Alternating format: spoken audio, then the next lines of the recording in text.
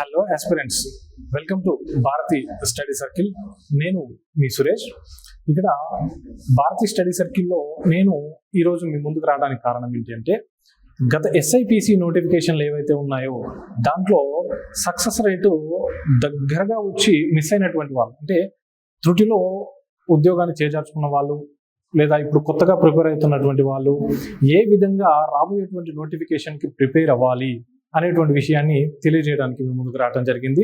అయితే దీంట్లో భాగంగా గతంలో మనం చేసినటువంటి పొరపాట్లు ఏమున్నాయి, ఇప్పుడు చేయకుండా ఉండాల్సినటువంటి పనులు ఏంటి, చేయాల్సినటువంటి పనులు ఏంటి వివరించడానికి భారతీ స్టడీ సర్కిల్లో మేము ఈ ఏప్రిల్ మొదటి వారంలో ఒక ఇంటెన్సివ్ కేర్ బ్యాచ్ని ప్రారంభించబోతా ఉన్నాం.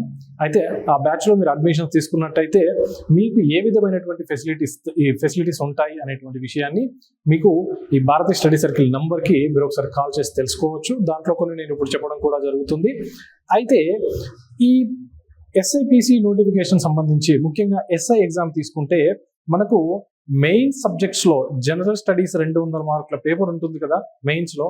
దాంట్లో మెయిన్గా జాగ్రఫీ నుంచి అరౌండ్ 40 క్వశ్చన్స్ రావడం జరుగుతూ ఉంది ప్రతి ఎగ్జామ్లో. అంటే 40 మార్కులు మెయిన్స్లో 40 మార్కులు రావడం జరుగుతుంది అంటే ఎంత పెద్ద వెయిటేజ్ ఉందో ఒకసారి ఆలోచించండి మీరు.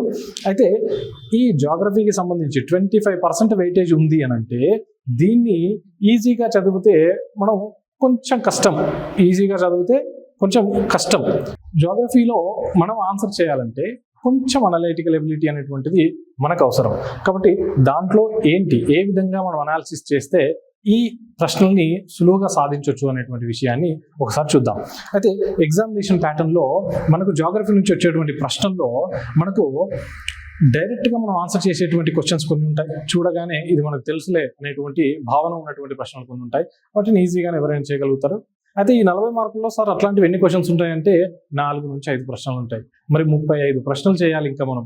అంటే మరి ఏ రకంగా ఉంటాయి సార్ 35 ప్రశ్నలు అంటే, ఈ 35 ప్రశ్నల్లో సగానికి పైగా ప్రశ్నలు ఎట్లా ఉంటాయి అంటే మనము సబ్జెక్టు ఇన్డెప్త్గా తెలిసినప్పుడు మాత్రమే వాటికి ఆన్సర్ చేయగలుగుతాం. మిగిలినటువంటి ప్రశ్నల్లో ఆప్షన్స్ ఏవైతే ఉన్నాయో వాటిని చూసి ఏ ఆప్షన్ కాదో ఎలిమినేట్ చేసుకుంటూ వెళ్ళేటువంటి క్వశ్చన్స్ కూడా కొన్ని ఉండడం జరుగుతూ ఉంటుంది. అయితే అట్లాంటి క్వశ్చన్స్లో కొన్ని మనం ఈరోజు చూద్దాం. ఆప్షన్స్ త్రూ ఎలిమినేట్ చేసుకోవడానికి అవకాశం ఉన్నటువంటి క్వశ్చన్స్ ఏంటి, వాటిని ఎట్లా ఎలిమినేట్ చేయాలనేటువంటి విషయాన్ని ఒకసారి మనం చూద్దాం. మొట్టమొదటి ప్రశ్న తీసుకుందాం. ఎగ్జామైన్ the following page and find out the correct answers. Right, ఒక పక్కన మనకు ట్రీస్ ఇవ్వడం జరిగింది, ఇంకొక పక్కన అవి ఏ రకానికి సంబంధించినటువంటి అడవులలో పెరుగుతాయి ఆ చెట్లు అనేటువంటి విషయాన్ని ఇక్కడ ఇవ్వడం జరిగింది. ఇక్కడ బాబుల్ ట్రీ అన్నాడు, తర్వాత వేప, పైన్, టేకు అనేటువంటి 4 రకాల చెట్లు ఇవ్వడం జరిగింది. ఇవి ఏ రకానికి సంబంధించినటువంటి అడవులు అని అడుగుతున్నాడు. అయితే ఏ రకానికి సంబంధించిన అడవులు అని తెలవాలంటే ఫస్ట్ ఆఫ్ ఆల్ ఈ అడవుల రకాలు ఎక్కడ ఉంటాయి, ఇండియాలో ఈ అన్ని రకాల అడవులు ఉన్నాయా లేదా అనేటువంటి విషయం మనకు తెలిసి ఉండాలి. రైట్, అయితే ఎగ్జాంపుల్గా ఇండియా మ్యాప్ ఒకసారి తీసుకుందాం. ఇండియా మ్యాప్ ఒకసారి తీసుకుంటే ఇక్కడ చూడండి, భారతదేశానికి దక్షిణం వైపుగా మనకు భూమధ్య రేఖ ఉండడం జరుగుతూ ఉంది. అయితే భారతదేశాన్ని దాదాపుగా 2 సమభాగాలుగా విభజిస్తూ మనకు కర్కట రేఖ అనేటువంటిది పాస్ అవడం జరుగుతుంటుంది. ట్రాపిక్ ఆఫ్ క్యాన్సర్ 23.5 డిగ్రీల ఉత్తర అక్షాంశం. ఇప్పుడు ఈ 2 ప్రాంతాల్లో మనకు కనిపించేటువంటి ప్రాంతం, ఈ 2 రేఖల మధ్య మనకు కనిపించేటువంటి ప్రాంతం ఏంటి అంటే మనకు ట్రాపికల్ రీజియన్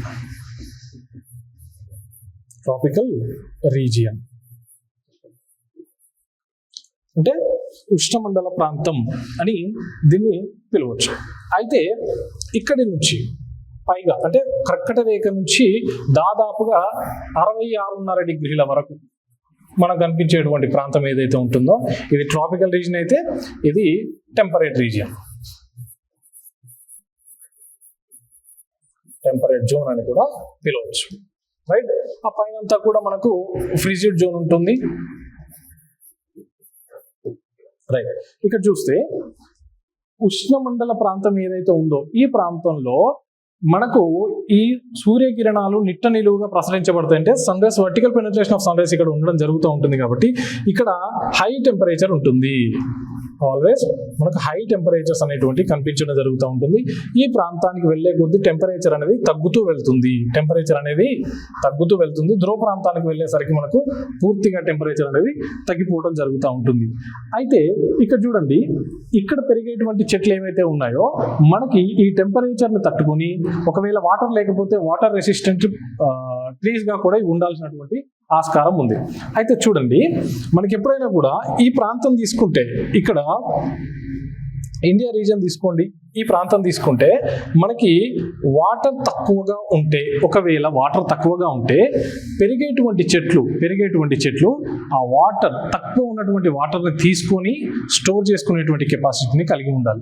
లేదా వాటర్ రెసిస్టెంట్ క్రాప్లు అయినా కావచ్చు, వాటర్ రెసిస్టెంట్ ట్రీగా అయినా కూడా మనకు ఇవి ఉండాల్సినటువంటి అవకాశం ఉంది. అయితే దీనికోసం ఇక్కడ చూడండి, ఫస్ట్ ఆఫ్ ఆల్ బాబుల్ అని ఒక ట్రీ ఇచ్చాడు కదా, ఇక్కడ ఈ పేరు చూసి కన్ఫ్యూజ్ అవ్వదు. బాబుల్ అనేటువంటి ట్రీ యొక్క పేరు మన లోకల్ గా దీన్ని ఏమని పిలుస్తామంటే నల్ల తుమ్మ అని పిలుస్తాం. తుమ్మ చెట్టు ఉంటుంది కదా, నల్ల తుమ్మ అనేటువంటి పేరుతోని పిలవడం జరుగుతూ ఉంటుంది. చూడండి, నల్ల తుమ్మ అనగా దాని యొక్క ఆకులు ఎంత చిన్నగా ఉంటాయో, చిన్న ఆకులు ఉన్నాయంటే దాని మీనింగ్ ఏంటి అంటే ఎక్కువ వాటర్ లాస్ ని చూపించకూడదు అనేటువంటి దాని యొక్క ప్రధాన లక్షణం. రైట్, ఈ నల్ల తుమ్మ మనం చూసినటువంటి నల్ల తుమ్మ, లోకల్ గా చూసినటువంటి నల్ల తుమ్మ మీకు చూస్తే దానిపైన చూడండి ముండ్లు అనేటువంటి ఎక్కువగా కనిపించడం జరుగుతూ ఉంటుంది. ముళ్ళ నిర్మాణాన్ని కలిగి ఉంటాయి. ఎందుకు ముళ్ళ నిర్మాణాన్ని కలిగి ఉంటాయంటే చుట్టూ ఉన్నటువంటి జంతువులు ఏవి కూడా దాని యొక్క ఆకులను తినకుండా ఉండడానికి ఈ ముండ్ల ద్వారా దాన్ని ప్రొటెక్ట్ చేసుకోవడం జరుగుతూ ఉంటుంది. కాబట్టి ఈ బాబుల్ అనేటువంటిది ముండ్ల అడవుల రకానికి సంబంధించింది. జస్ట్ ఈ నల్ల తుమ్మ అనేటువంటి పేరు మనకు బాబుల్ అని తెలిస్తే చాలు, ఇది పెట్టే ఛాన్స్. ఓకే, రెండవ చూద్దాం, సతత హరితారణ్యాలు. ఈ రకమైన అడవులు చూద్దాం.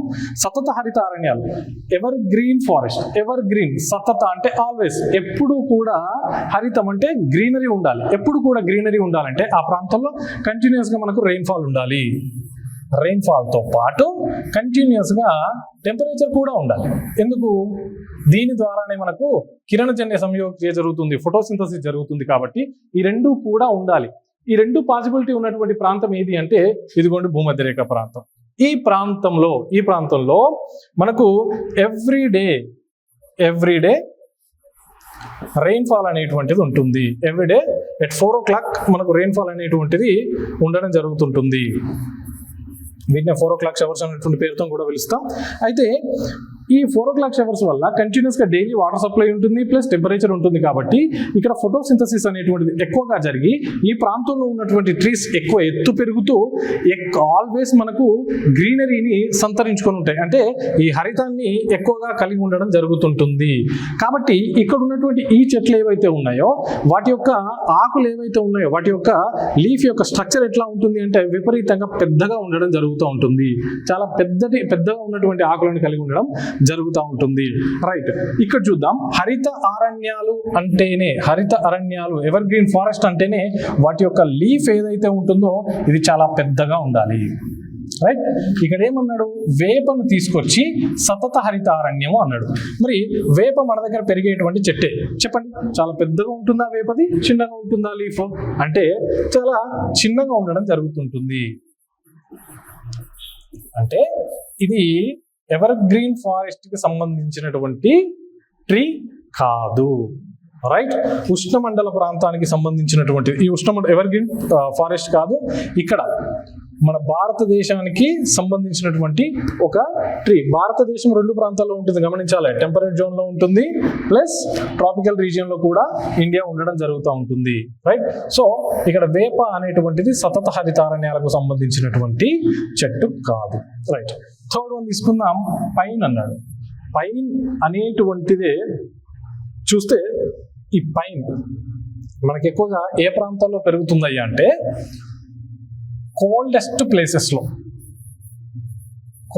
ప్లేసెస్ ఎక్కడ ఉంటాయో ఆ ప్రాంతంలో మనకు ఈ పైన్ వృక్షాలు అనేటువంటి పెరగడం జరుగుతూ ఉంది. రైట్, కోనిఫెరస్ ట్రీస్ అంటాం మనం. కోనిఫెరస్ ఈ కోనిఫెరస్ అడవులు ఏవైతే ఉన్నాయో ఆ అడవుల్లో పెరిగేటువంటి ఒకానొక చెట్టు ఏంటది? ఇదిగో ఈ పైన్, ఈ కోల్డెస్ట్ రీజియన్ లో పెరిగేటువంటి చెట్టు. చూడండి, ఉష్ణమండల అనేటువంటి పేరుతో పిలిచిండు దీన్ని. ఏమన్నాడు? ట్రాపికల్ అనేటువంటి పేరుతో పిలిచాడు. ట్రాపికల్ రీజియన్ చూడండి ఎక్కడ ఉంది మనకి, ఇదిగో ఈ ప్రాంతంలో ఉంది. ఈ ప్రాంతంలో ఎక్కడైనా నీకు కోల్డెస్ట్ రీజియన్ కనిపిస్తుందా ఇండియాలో? లేదు. ఎక్కడ కనిపిస్తుంది ఇండియాలో? హిమాలయ ప్రాంతాలు ఏవైతే ఉన్నాయో ఆ ప్రాంతంలోనే మనకు ఇక్కడ కోల్డెస్ట్ రీజియన్స్ కనిపించడం జరుగుతూ ఉంటుంది. కాబట్టి పెరిగితే ఈ రీజియన్ లో పెరగాలి, కోల్డెస్ట్ ప్లేసెస్ లో. కాబట్టి ఈ ప్రాంతానికి సంబంధించినటువంటి చెట్టు అయితే కాదు. ఏది? పైన్ వృక్షం. సో ఆప్షన్ ఈజీగా ఎలిమినేట్ చేసేయచ్చు దీన్ని. ఇది ఎక్కడ పెరుగుతుంది? Coldest region. ఉష్ణమండల అంటేనే టెంపరేచర్ ఎక్కువగా ఉన్నటువంటి ప్రాంతం. కాబట్టి ఇక్కడ ఈ పైన్ అనేటువంటిది ఉష్ణమండల చెట్టు కాదు అనేటువంటి విషయాన్ని మనం గుర్తుంచుకోవాలి. నెక్స్ట్ వన్, లాస్ట్ వన్ వచ్చేసి టేకు. టేకు ఇది ఆకురాల్చడవు అడవి అనేటువంటి పేరుతో పిలుస్తున్నారు. ఇక్కడ చూడండి, భారతదేశం యొక్క ప్రధాన లక్షణమే ఆకురాల్చడవులు అండి. అంటే ఈ ట్రాపికల్ ఫారెస్ట్ ఏవైతే ఉన్నాయో ఈ ట్రాపికల్ ఫారెస్ట్ లో 2 రకాలు ఉంటాయి. చూడండి, ఈ ట్రాపికల్ ఫారెస్ట్ లో 2 రకాలు. ఒకటి ఎవర్ గ్రీన్ ఫారెస్ట్, ఇందాక మనం చూసినాం భూమధ్యరేఖ ప్రాంతంలో మనకి ఎక్కువగా కనిపించడం జరుగుతూ ఉంటుంది. ప్లస్ ఇక్కడ ట్రాపికల్ లో మళ్ళీ డెసిడ్యూయస్ అంటే ఆకురాల్చడవులు. అంటే సమ్మర్ సీజన్ ఏదైతే ప్రారంభం అవబోతోందో, సమ్మర్ సీజన్ ప్రారంభమయ్యేటువంటి ముందు సమ్మర్లో తమ దగ్గర ఉన్నటువంటి వాటర్ని ప్రొటెక్ట్ చేసుకోవడానికి చెట్లు వాటి యొక్క ఆకుల్ని రాల్చేయడం జరుగుతూ ఉంటుంది. రైట్. అయితే ఈ రాల్చేసినటువంటి క్రమంలో సమ్మర్ స్టార్ట్ అవ్వగానే చిన్న చిన్న, మనం రెగ్యులర్గా చూస్తుంటాం, సమ్మర్ స్టార్ట్ అయ్యేముంది ఆకులు రాలిపోయి సమ్మర్ రాగానే చిన్న చిన్న చిగుర్లతో చెట్లు అనేటువంటి చిగురించడం జరుగుతూ ఉంటుంది మనం చూస్తున్నటువంటి మన ఈ తెలంగాణ రీజియన్ ప్రాంతంలో. అయితే ఇక్కడ మనకు ప్రధానంగా కనిపించేటువంటి చెట్టు కూడా ఏంటి అంటే టేక్. సెంట్రల్ ఇండియా నుంచి తీసుకుంటే, మధ్య భారతం నుంచి తీసుకుంటే, ఇదిగో ఈ మధ్యప్రదేశ్ ప్రాంతం ఉంది కదా, ఈ ప్రాంతం నుంచి తీసుకుంటే దక్షిణం వైపుగా ఎక్కువగా పెరిగేటువంటి చెట్టు ఏది అంటే టేకు. రైట్. ఇది ఆకురాల్చ అడవుల యొక్క బెస్ట్ ఎగ్జాంపుల్ గా ఈ టేకును మనం చెప్పొచ్చు. రైట్. సో ఇక్కడ చూసినట్టయితే మొట్టమొదటిది బాబుల్, ఒకటి కరెక్ట్. నెక్స్ట్ వన్ డి, టేకు ఒకటి కరెక్ట్ అండి. ఆన్సర్ చూస్తే ఏ అండ్ డి. ఇది option 4 is the correct answer for this. And next question, right, next question ఏమన్నాడు? మ్యాచ్ ద ఫాలోయింగ్, క్రింది వాటిని జతపరచమన్నాడు. అయితే రాష్ట్రాల పేర్లు ఇచ్చిండు, అక్కడ ఉన్నటువంటి మనకు మడ అడవుల పేర్లు కూడా ఇవ్వడం జరిగింది. ఏ రాష్ట్రంలో ఏ రకమైనటువంటి ఏ మడ అడవులను ఏ పేరుతో పిలుస్తాము అనేటువంటి విషయం ఐడియా ఉంటే దీన్ని సింపుల్ గా ఆన్సర్ చేయొచ్చు. ఇక్కడ చూడండి, బిత్తర్ కనిక రెగ్యులర్ గా న్యూస్ లో ఉంటుంది. బిత్తర్ కనిక రెగ్యులర్ గా న్యూస్ లో ఉంటుంది. ఇది సింపుల్ గా ఒడిషా అనేటువంటి ఆన్సర్ తెలిస్తే మనకు ఆన్సర్ దొరికే ఛాన్స్ ఉందో చూద్దాం. డి వచ్చేసి 1 ఉండాలి. D1 ఇది కాదు, ఇది కాదు, ఇది. ఈ రెండిట్లో D1 అనేటువంటి ఆప్షన్ ఉంది. ఇంకా చూస్తే కొరింగా, మన తెలుగు ప్రాంతం ఆంధ్రప్రదేశ్లో, ఏపీలో ఉన్నటువంటి మడ అడవులను మనం పిలిచేటువంటి పేరు ఏంటి అంటే కొరింగా. బి అనేటువంటిది 3 ఆప్షన్గా ఉండాలి. ఈ రెండిట్లో B3 ఉన్నటువంటిది ఆప్షన్ 4. ఇదిగో ఇది ఆన్సర్.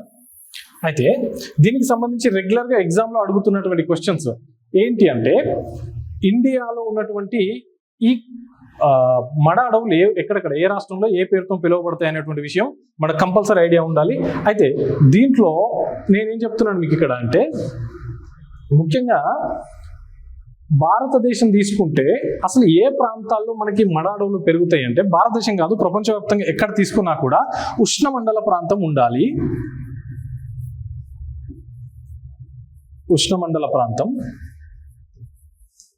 ప్లస్ తీర ప్రాంతం ఉండాలి. కోస్టల్ రీజియన్ ఉండాలి, దాంతోపాటు ట్రాపికల్ రీజియన్ ఉండాలి. ఈ 2 కండిషన్స్ ఉన్నటువంటి చోట మాత్రమే ఇదిగో ఈ మడ అడవులు లేదా మ్యాంగ్రూవ్ ఫారెస్ట్ అనేటువంటిది పెరుగుతుంది. దాని యొక్క క్యారెక్టరిస్టిక్స్ అండి ఈ రెండు కండిషన్స్ ఉన్నటువంటి చోట మాత్రమే మనకి మడ అడవులు అనేటువంటివి పెరగడం జరుగుతూ ఉంది. అయితే ఇక్కడ చూస్తే భారతదేశంలో తీర ప్రాంతం ఉన్నటువంటి ఏరియా ఎక్కడ ఉంది అంటే, ఇక్కడ చూడండి, గుజరాత్ దగ్గర స్టార్ట్ అయ్యి ఇక్కడ నుంచి వెస్ట్ బెంగాల్ వరకు మనకు కనిపించడం జరుగుతూ ఉంది భారతదేశంలో తీర ప్రాంతం. ఓకే సార్, మరి ఇది ఉష్ణమండల ప్రాంతంలో ఉందా లేదా ఇంతకీ అని అంటే, నేను ఆల్రెడీ ఇంతకు ముందే చెప్పినాను, కర్కట రేఖ ఏదైతే పోతా ఉందో భారతదేశం నుంచి, కర్కట రేఖ వైపు కింద ఉన్నటువంటి ప్రాంతం మొత్తం కూడా భూమధ్య రేఖ వరకు, కర్కట రేఖ నుంచి భూమధ్య రేఖ వరకు మధ్యలో ఉన్నటువంటి ప్రాంతం, tropic of cancer to equator మధ్యలో ఉన్నటువంటి ప్రాంతం కూడా మనకు ట్రాపికల్ రీజియన్ మొత్తం. ట్రాపికల్ రీజియన్ చూడండి, రెండు కండిషన్స్ ఉన్నాయి కాబట్టి భారతదేశంలో ఉన్నటువంటి తీర ప్రాంతం మొత్తం కూడా వేటితో అంటే మడ అడవులతో మనకు కవర్ చేయబడి ఉంది. మడ అడవులతో కవర్ చేయబడి ఉంది. అయితే వీటిని స్థానికంగా కొన్ని పేర్లతో పిలుచుకోవడం జరుగుతూ ఉంటుంది. ఇప్పుడు వెస్ట్ బెంగాల్ రీజియన్ తీసుకున్నాం అనుకోండి, అక్కడ సుందర్ బన్స్ అనేటువంటి పేరుతోని, ఒడిశా కనుక తీసుకుంటే మనకు బిత్తర్కనిక అనేటువంటి పేరుతో తీసుకుంటాం. తర్వాత ఆంధ్రప్రదేశ్లో తీసుకుంటే కొరింగా అనేటువంటి పేరుతోని, తర్వాత తమిళనాడు రీజియన్ లో పిచ్చవరం అనేటువంటి పేరుతో, తర్వాత వచ్చేసి కేరళ రీజియన్ లో వెంబనాడ్, తర్వాత వచ్చేసి ఇంకా వెస్ట్ బెంగాల్ ఈ రీజియన్ లో కూడా ఇక్కడ రత్నగిరి, ఇట్లాంటి పేర్లతో మనం పిలవడం జరుగుతూ ఉంటుంది. అంటే ఈ ప్రాంతాల్లో పెరుగుతాయి. నెక్స్ట్ ఇప్పుడు ఈ రకమైనటువంటి క్వశ్చన్ ఉంది కాబట్టి నెక్స్ట్ క్వశ్చన్ ఇస్ అయ్యే పాసిబిలిటీ ఉంది. ఏంటి దాని యొక్క క్యారెక్టరిస్టిక్స్? నీకు ఇండియాలో మడ అడవులు ఉన్నాయంటే దాని యొక్క క్యారెక్టరిస్టిక్స్ నీకు తెలుసా లేదా అనేటువంటి విషయాన్ని మిమ్మల్ని టెస్ట్ చేయడానికి అవకాశం కూడా ఉంటుంది. కాబట్టి ఇట్లాంటి అనాలిసిస్ ఏదైతే ఉందో, అంటే ఒక ప్రాంతంలో ఒక ప్రశ్న ఎంపిక చేయడం జరిగింది ఎగ్జామినర్ అంటే, అదే ప్రాంతం నుంచి ఇంకా పాసిబిలిటీ ఉన్నటువంటి ప్రశ్నలు ఏంటి అనేటువంటి విషయం మనం తెలుసుకోవాలి. ఇది తెలుసుకోవాలంటే ఇక్కడ భారతీయ స్టడీ సర్కిల్ మీరు సక్సెస్ రేట్ అత్యధికంగా చూపించడానికి మా దగ్గర ఒక అద్భుతమైన రోడ్ మ్యాప్ అనేటువంటిది ఉండడం జరిగింది. ఆ రోడ్ మ్యాప్ని మీ ముందుకు తీసుకురాబోతా ఉన్నాం. అసలు మేము ఏ లెవెల్లో సబ్జెక్ట్ని డెప్త్ తీసుకుపోతున్నాం, మా ఎమినెంట్ ఫ్యాకల్టీ ఎవరెవరు ఉన్నారో మీకు అందరినీ పరిచయం చేస్తూ వెళ్తా ఉన్నాం.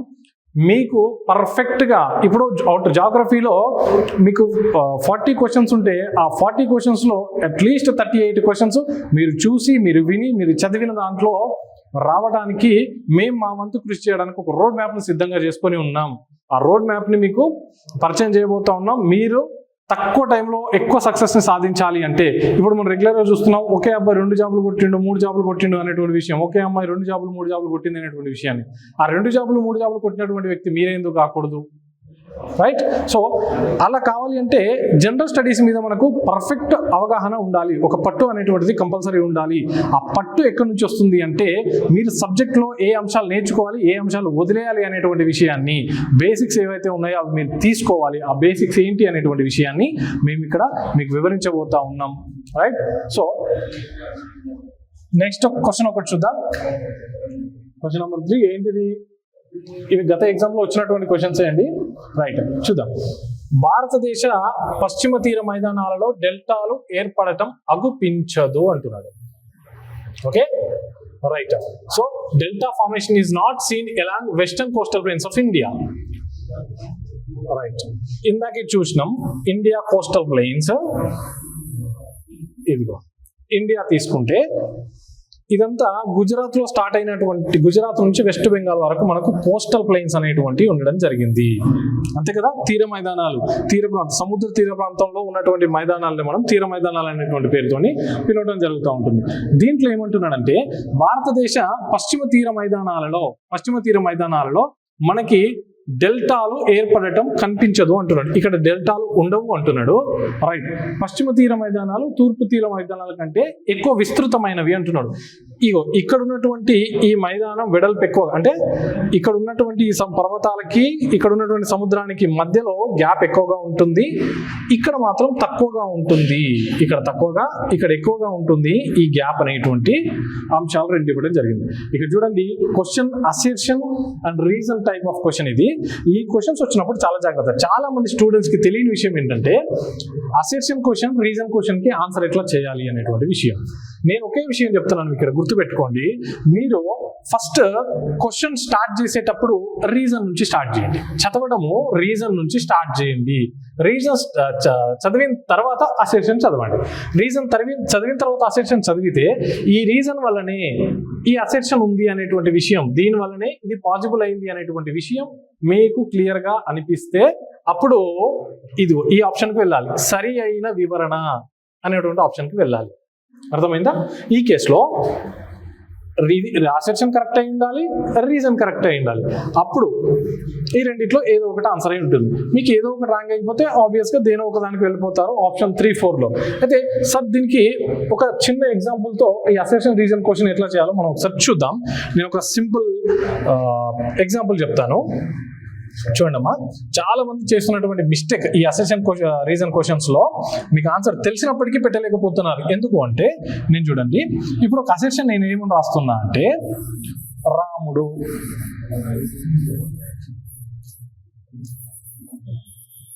రావణుణ్ణి సంహరించాడు.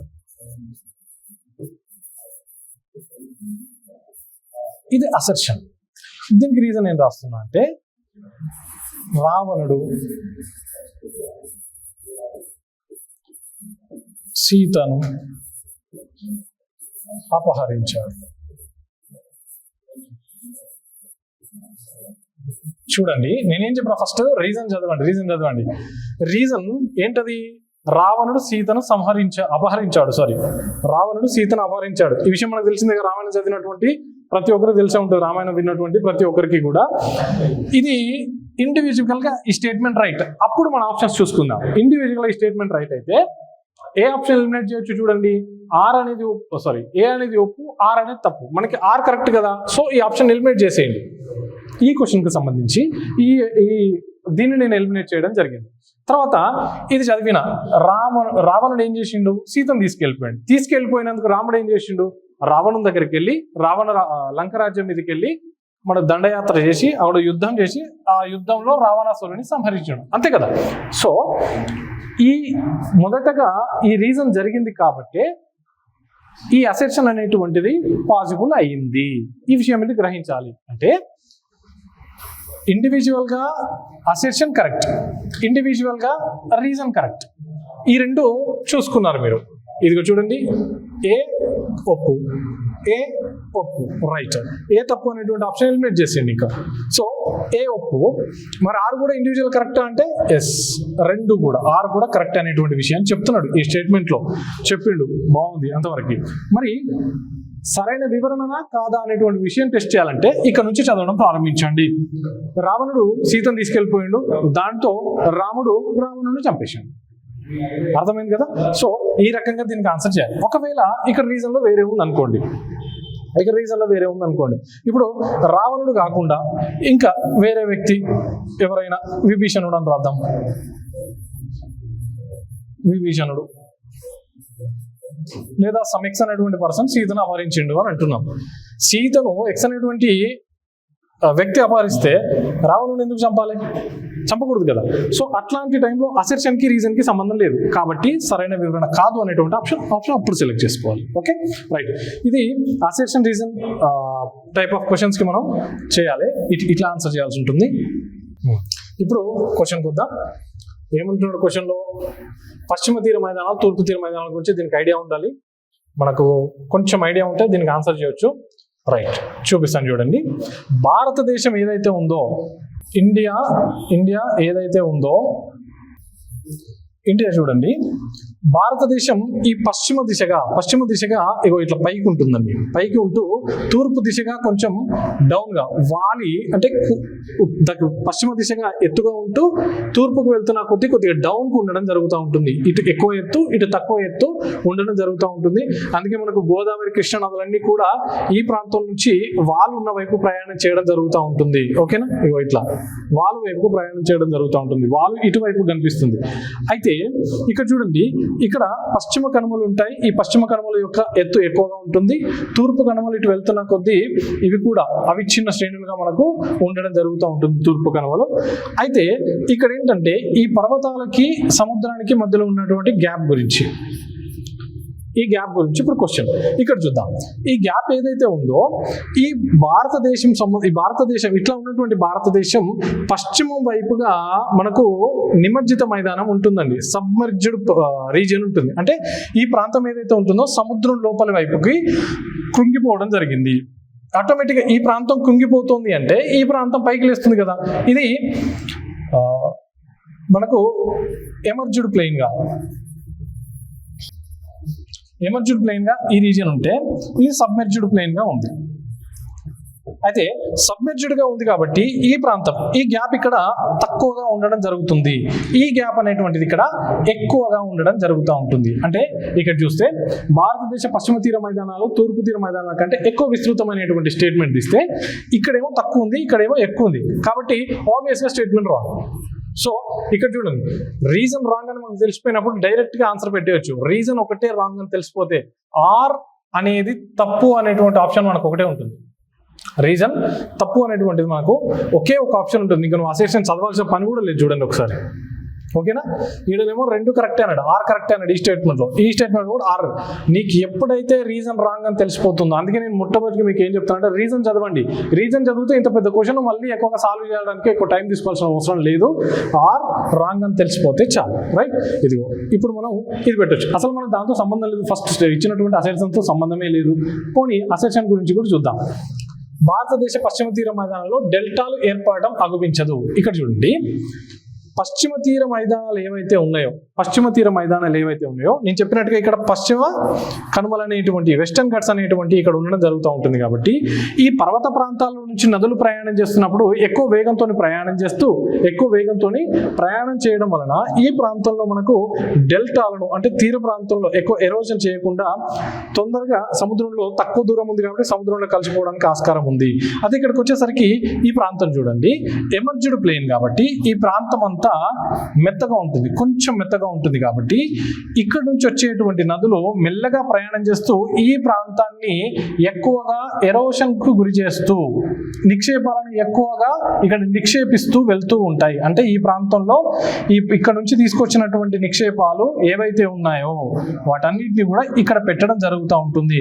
కాబట్టి ఈ ప్రాంతానికి వచ్చేసరికి నదులు ఏమైతాయి అంటే చీలికలుగా ఇట్లా చీలికలుగా విభజించబడతాయి. ఎందుకు చీలికలుగా అంటే ఈ ప్రాంతం మొత్తం మెత్తగా ఉంటుంది కాబట్టి ఈజీగా కట్ చేయడానికి నదికి ఆస్కారం దొరుకుతుంది. కాబట్టి ఇట్లా ఈ చీలికల మధ్యలో ఉన్నటువంటి ప్రాంతాన్ని చూడండి, ఆకారం ఎట్లా ఉందో, డెల్టా. దీన్నే కదా మనం డెల్టా అని పిలుస్తాం. ఈ ప్రాంతంలో ఈ షేప్ లో మనకు నిర్మాణాలు కనిపిస్తూ ఉంటాయి కాబట్టి వీటిని డెల్టాలు అనేటువంటి పేర్లతో పిలుస్తాం. ఇదే అవకాశం ఇక్కడ లేదు, ప్రాంతం తక్కువగా ఉంది, వేగం ఎక్కువగా ఉంది. ఓకేనా? ప్లస్ ఇక్కడ ఉన్నటువంటి ప్రాంతం కూడా కొంచెం గట్టిగా ఉండడం జరుగుతూ ఉంటుంది శిలలతో కూడి.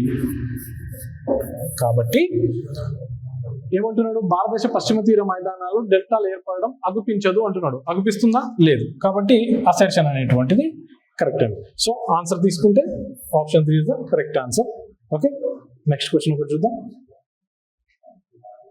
రైట్, దేని నుంచి అడుగుతున్నాడు? మ్యాచ్ ద ఫాలోయింగ్ లో రైట్, దోబుల గురించి అడుగుతున్నాడు. దోబ్ అంటే తెలుగులో దోబ్ అంటే అర్థం అంతర్వేది అని పిలుస్తాం. అంతర్వేది. ఓకే, ఏంటి సార్ అంతర్వేది అంటే? రెండు నదుల మధ్య ఉన్నటువంటి ప్రాంతం, అది కూడా సారవంతమైనటువంటి ప్రాంతం. ఇప్పుడు తెలంగాణ ప్రాంతం తీసుకుంటే ఉత్తర భాగంలో గోదావరి నది, దక్షిణ భాగంలో కృష్ణా నది ఉంటుంది. రెండు నదుల మధ్య ఉంది కదా సార్ ప్రాంతం, దీన్ని కూడా దోబ్ అంటావా అంటే అనను. ఎందుకు అంటే రెండు నదుల మధ్యలో ఉండాలి, దాంతోపాటు ఆ ప్రాంతం సారవంతంగా కూడా ఉండాలి. ఫర్టైల్ రీజన్ అనేటువంటిది మనకి ఇక్కడ కంపల్సరీ కనిపించాలి. సార్ మరి అట్లా ఉన్నటువంటి ప్రాంతాన్ని దోబ్ అని పిలుస్తున్నాం కదా.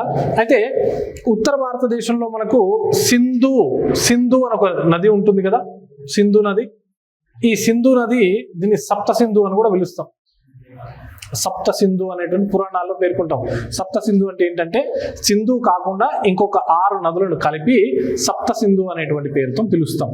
ఆ 7 నదులు ఏవైతే ఉంటాయో ఆ 7 నదుల వలన ఉత్తర భారతదేశంలో పంజాబ్ రీజియన్ నుంచి పాకిస్తాన్లో ఉన్నటువంటి పంజాబ్ రీజియన్, ఆ ప్రాంతం అంతా కూడా మనకు ఈ అంతర్వేది ప్రాంతాలు, ఫర్టైల్ ల్యాండ్స్ కనిపిస్తూ అంతర్వేదులు ఎక్కువగా ఉంటాయి. ఎందుకు అంటే అక్కడ మనకు ముఖ్యంగా ఒక 5 నదులు అనేటువంటి కనిపిస్తాయి. ఈ 6వ నది మనకు ఆఫ్ఘనిస్తాన్ రీజియన్లో ఉంటుంది. ఇందులో ఉన్నటువంటి 5 నదులు మనకి ఇక్కడ ఇండియా ప్లస్ పాకిస్తాన్లో కనిపిస్తే 6వది మాత్రం మనకు ఆఫ్ఘనిస్తాన్ రీజియన్లో కనిపించడం జరుగుతూ ఉంటుంది. సింధుతో కలిపి ఇక్కడ మొత్తం 6 నదులు కనిపిస్తాయి. ఏంటియో చూద్దాం ఒక్కసారి. ఓకే, చూడండి. రైట్, వచ్చేసి సట్లెజ్. ఓకే, తర్వాత వచ్చేసి ఇదిగోండి బియాస్, రెండవది, ఒకటి సట్లెజ్, రెండు బియాస్. మూడవది వచ్చేసి ఇదిగో రావి రివర్. నాలుగవది వచ్చేసి చీనాబ్ రివర్. ఇక్కడ ఐదవది చూడండి, ఇక్కడ ఐదవది వచ్చేసి మనకు జీలం రివర్. ఆరవది వచ్చేసి మెయిన్ నది సింధు నది. ఇక్కడ చూడండి, మనకి ఇక్కడ సింధు నది కాకుండా ఇంకొక 5 నదులు కనిపిస్తూ ఉన్నాయి. ఏంటది? సట్లెజ్ రివర్ ఒకటి కనిపిస్తూ ఉంది, తర్వాత వచ్చేసి మనకు బియాస్ రివర్ కనిపిస్తూ ఉంది, తర్వాత రావి, తర్వాత చీనాబ్ అండ్ జీలం. ఈ 5 నదులు కూడా మనకి ఇక్కడ కనిపించడం జరుగుతూ ఉంటుంది. ఈ 5 నదుల వలన ఈ ప్రాంతం మొత్తం కూడా మైదాన ప్రాంతంగా ఉండి ఈ నదుల చేత ఫర్టైల్ రీజియన్ గా మారిపోయింది. అంటే ఎక్కువ వాటర్ ఫెసిలిటీ ఉంటుంది కాబట్టి ఇక్కడ ఈ ప్రాంతంలో ఎక్కువగా పంటలు కూడా పండేటువంటి అవకాశం ఉంటుంది.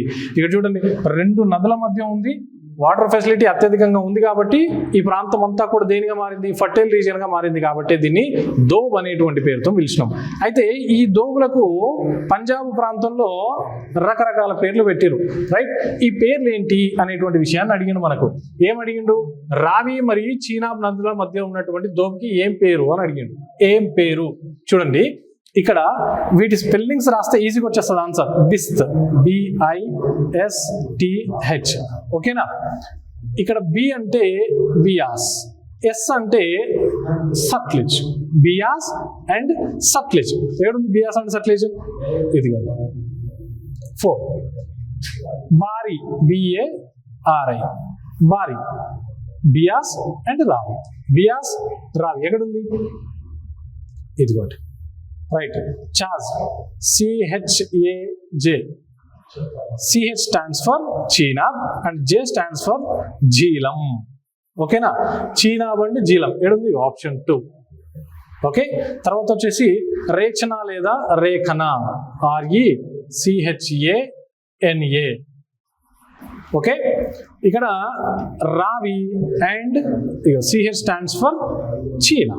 ఓకే, చూడండి, ఆప్షన్ D1 ఉండాలి. D1 ఒకే ఒక ఆప్షన్ ఉంది, D1 ఉంది. Okay, option 4 is the correct answer for this question. Next question వచ్చేసి, శీతాకాలంలో పశ్చిమ ఆటంకాల వల్ల ఉత్తర భారతదేశానికి వర్షపాతం చేకూరుతుంది. ఈశాన్య ఋతుపవనాలు తమిళనాడులో వర్షపాతాన్ని ఇస్తాయి. భారతదేశానికి ఈశాన్య ఋతుపవనాల వలన అధిక వర్షపాతం లభిస్తుంది అనేటువంటి 3 స్టేట్మెంట్లు ఇచ్చి వీటిలో ఏవి సరైనవి, ఏవి సరికాని అని అడిగాను. చలో ఒక్కొక్క స్టేట్మెంట్ గురించి చూద్దాం. ఇందులో రైట్, ఇండియా మ్యాప్ తీసుకుంటే ఇక్కడ చూడండి, మనకి డైరెక్షన్స్ ఐడియా ఉండాలి. ఫస్ట్ ఏంటిది? North, south, east, west. North east, ఇదిగో ఇదే ఈశాన్యం, ఇది సౌత్ వెస్ట్, ఇది నైరుతి. ఓకేనా? సో ఏమంటున్నాడు అంటే, భారతదేశానికి ఈ 2 డైరెక్షన్ల నుంచి మాత్రమే వర్షపాతం రావడం జరుగుతూ ఉంటుంది, రైట్? ప్రపంచ పవనాల కారణంగా ఆఫ్రికా రీజియన్ లోని మడగస్కర్ ప్రాంతం ఏదైతే ఉంటుందో, కింద ఆఫ్రికా కాంటినెంట్ ఉంటుంది కదా, ఈ ఆఫ్రికా కాంటినెంట్ పక్కనే మడగస్కర్ అనే ప్రాంతం ఉంటుంది. ఇదిగో ఇక్కడి నుంచి అంటే దాదాపుగా 4000 కిలోమీటర్ల దూరం నుంచి ప్రయాణం చేస్తూ గాలులు ఏవైతే ఉన్నాయో, ప్రపంచ పవనాలు ఏవైతే ఉన్నాయో, భారతదేశం వైపు నైరుతి దిశ నుంచి రావటం జరుగుతుంది. ఈ వచ్చేటువంటి పవనాలు ఇక్కడ చూడండి, ఇక్కడ మనకు అండమాన్ నికోబార్ దీవులు ఉంటాయి కదా, ఇందులో ఒక శాఖ రూపంలో, కేరళ ప్రాంతానికి ఒక శాఖ రూపంలో, మూడవది వచ్చేసి గుజరాత్ రీజియన్ నుంచి ముందుకు వెళ్ళిపోతుంటాయి. ఎందుకు సార్ అంటే, ఇదిగో ఇక్కడ పశ్చిమ కనుమలు అనేటువంటి ఉంటాయి కాబట్టి, ఇవి చాలా ఎత్తైనటువంటి పర్వతాలు కాబట్టి ఈ పర్వతాలు ఈ గాలులను అడ్డుకోవడం వలన పర్వతాలకి పశ్చిమ దిశలో మనకు ఓరోగ్రాఫిక్ రెయిన్ ఫాల్ అందిస్తాయి.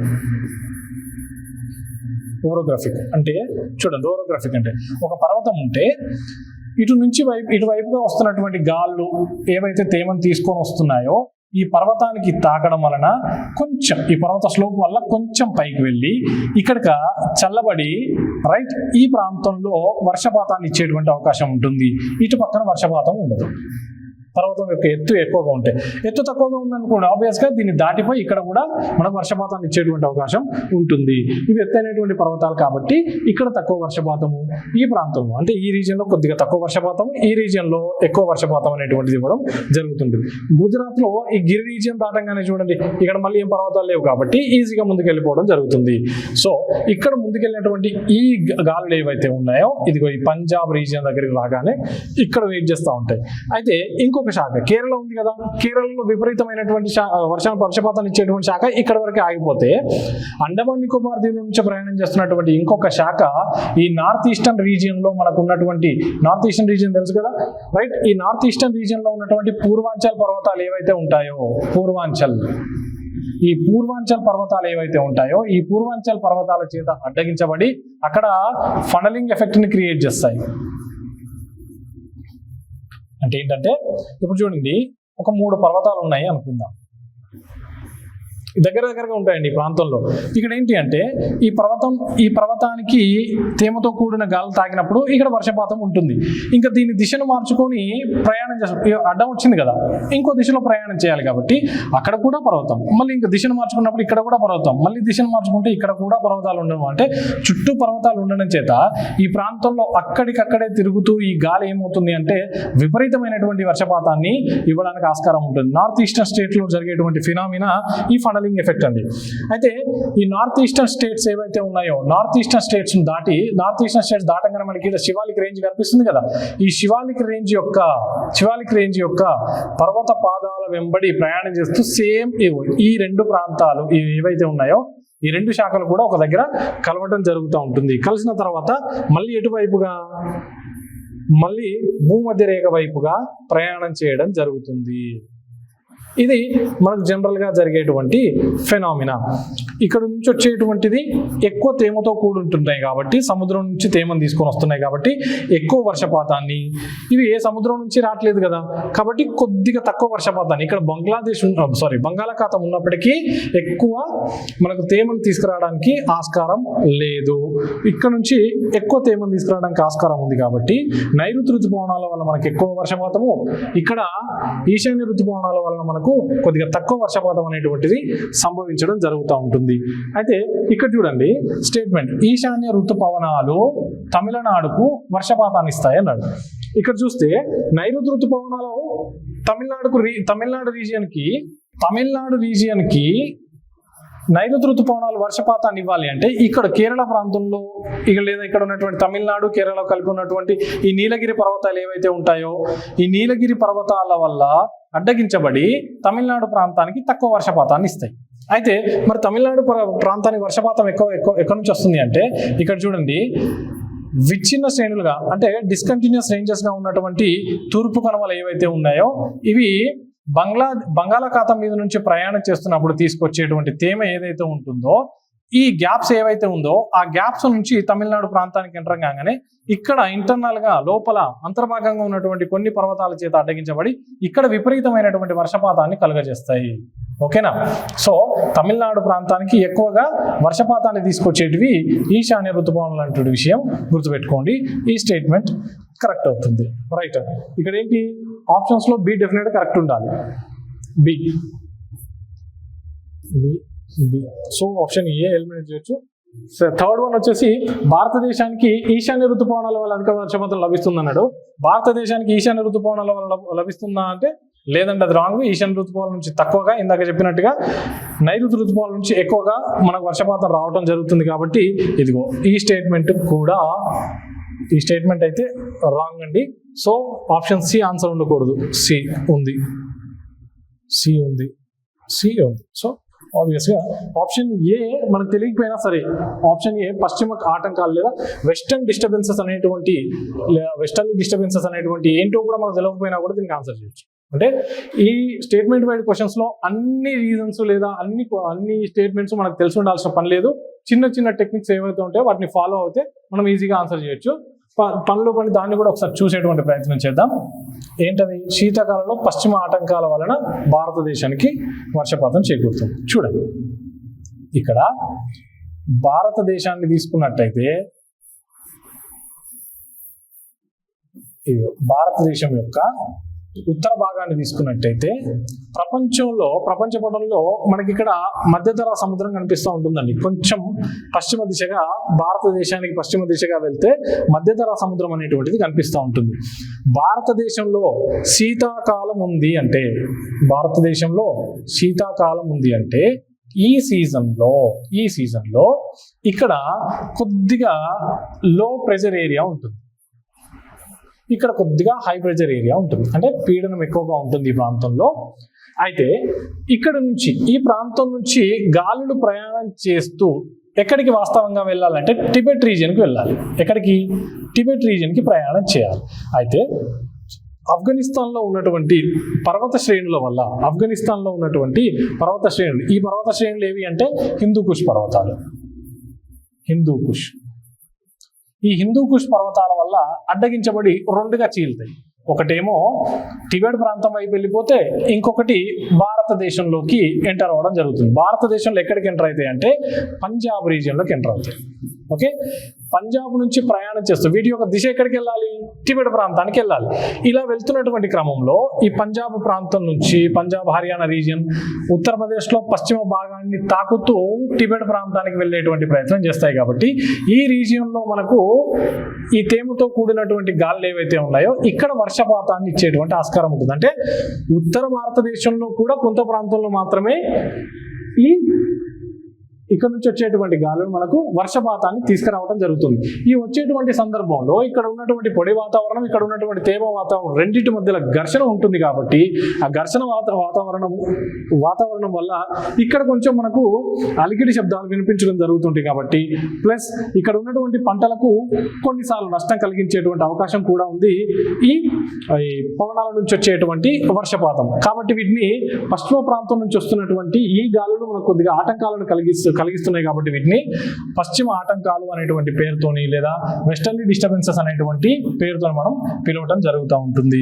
రైట్, దీనివల్ల ఉత్తర భారతదేశానికే వర్షపాతం చేకూరుతుంది అనేటువంటి స్టేట్మెంట్ కరెక్ట్. ఉత్తర భారతదేశానికి మాత్రమే వర్షపాతం. ఒకవేళ ఇక్కడ దక్షిణ భారతదేశం ఇచ్చి ఉంటే స్టేట్మెంట్ రాంగ్ అయి ఉండేది. ఓకే, ఉత్తర భారతదేశం ఉంది కాబట్టి ఇది కరెక్ట్ గా పరిగణిస్తూ ఆన్సర్లో ఏ కూడా కరెక్ట్ గా ఉన్నటువంటి స్టేట్మెంట్ ని తీసుకోవాలి. ఓకే, ఇది నెక్స్ట్ క్వశ్చన్ అండి. So these are the questions. మనము ఎట్లా ఎలిమినేట్ చేయొచ్చు అనేటువంటి కొన్ని టెక్నిక్స్, మొత్తం అన్ని స్టేట్మెంట్స్ మనకు తెలియకపోయినా పర్లేదు, కొన్ని స్టేట్మెంట్స్ తెలుసుంటే మనం ఎలిమినేట్ చేయడానికి ఆస్కారం ఉంటుంది. కాబట్టి ఇట్లాంటి టెక్నిక్స్ ఏవైతే ఉన్నాయో మనం ఎగ్జామ్లో ఈ టెక్నిక్స్ని పట్టుకోగలిగితే ఈజీగా జాబ్ క్రాక్ చేయొచ్చు. అందుకే మేమేం చెప్తున్నాం మీకంటే, మా దగ్గర ప్రణాళిక సిద్ధంగా ఉంది. మీరు ఎక్కువ టైం వేస్ట్ చేసుకోకుండా, నేను 10 పుస్తకాలు తెచ్చుకొని 20 పుస్తకాలు తెచ్చుకొని చదువుతా, నేను అన్నిటినీ ఒక దగ్గర చేసుకొని షార్ట్ నోట్స్ రాసుకుంటా అంటే ఇప్పట్లో అయ్యేటువంటి పని కాదు. కాబట్టి మేమే మీకోసం ఆ కష్టం ఇక్కడ పడి మేము అన్ని తయారు చేసి పెడతాము. మీరు వచ్చేసి వాటిని చదువుకొని ఎగ్జామ్కి వెళ్ళి 100% కరెక్ట్ ఆన్సర్ టిక్ చేసి వచ్చి కాన్ఫిడెంట్గా 1 కాదు 3-4 జాబులు కొట్టుకొని హ్యాపీగా ఏ జాబ్ కావాలో సెలెక్ట్ చేసుకోండి. అర్థమైందా? మీకు ఏ జాబ్ కావాలనేటువంటి విషయాన్ని మీరు సెలెక్ట్ చేసుకోండి. ఓకేనా? All the best. Thank you. మీకు ఏమైనా డౌట్స్ ఉంటే మనకి భారతీయ స్టడీ సర్కిల్ నెంబర్ మీకు కింద స్క్రోల్ అవుతుంది, దానికి ఫోన్ చేసి ఈ ఏప్రిల్ ఫస్ట్ వీక్లో ఇంటెన్సివ్ కేర్ బ్యాచ్ ఒకటి స్టార్ట్ చేయబోతున్నాం కదా, దానికి సంబంధించిన డీటెయిల్స్ ఏమైనా కావాలంటే తీసుకోండి. Thank you.